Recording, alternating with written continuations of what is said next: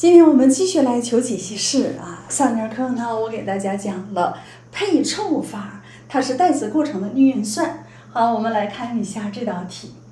已知函数 f(x) 满足 f(x) 分之一等于1减 x 方分之 x， 又是求原函数的解析式。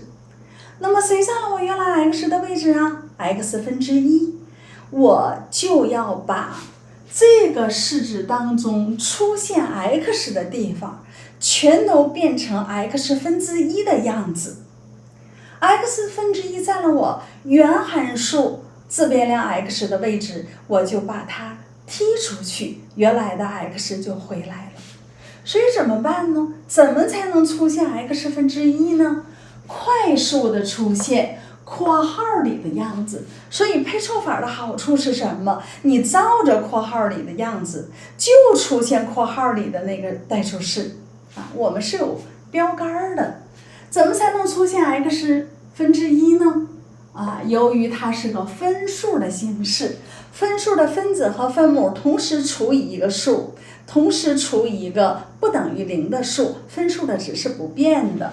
所以由 x 要想摇身变成 x 分之一，那你就乘以 x 的平方分之一呀。我给分子乘了，分母呢也得乘以 x 平方分之一。分子分母同时乘以 x 平方分之一，分数的值是不变的。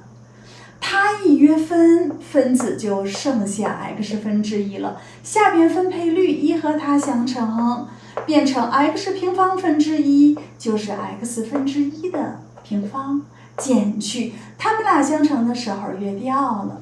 所以同学们看一看，谁占了我原函数 x 的位置呢？ x1 占了我的位置。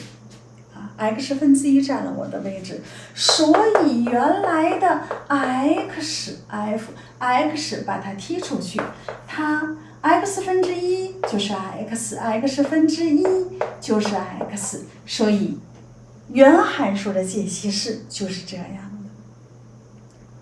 那么你反过来代，它取 x 分之一，它取 x 分之一，它取 x 分之一，就代成这个样子，一整理就是它，所以这叫配凑法。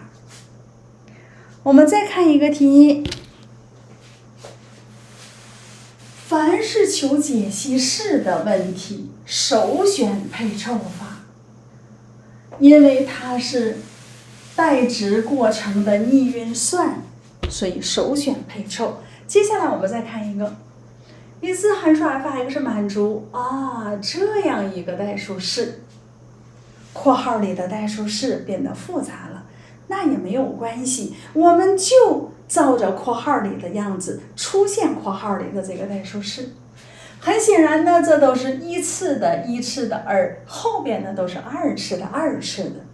所以呢，我就可以这样来做，我悄悄的把 x 减去 x 减1给它搬出来，然后呢，因为后面不是2次的吗？我给它平方，我看看它是什么。第一项的平方减去它们俩乘积的2倍，它们俩约掉了，就剩下一个2，加上第二项的平方 x 减1， x 分之一括号的平方就是 x 平方分之一。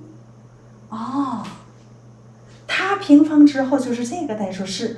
你看，在我后边的式子里 x 平方有了， x 平方分之一有了，那么我就在 x 平方加上 x 平方分之一的基础上，我减了一个2，然后再加一个2，和原来依然保持相等。这么做的目的呢，就是出现这3项，然后它就配成了 x 减 x 分之一的平方，然后再加2。谁占了我 x 的位置啊？这个代数式占了我原来那个函数自变量 x 的位置，所以 f 把它换成 x， 所以原函数的解析式就被我找到了。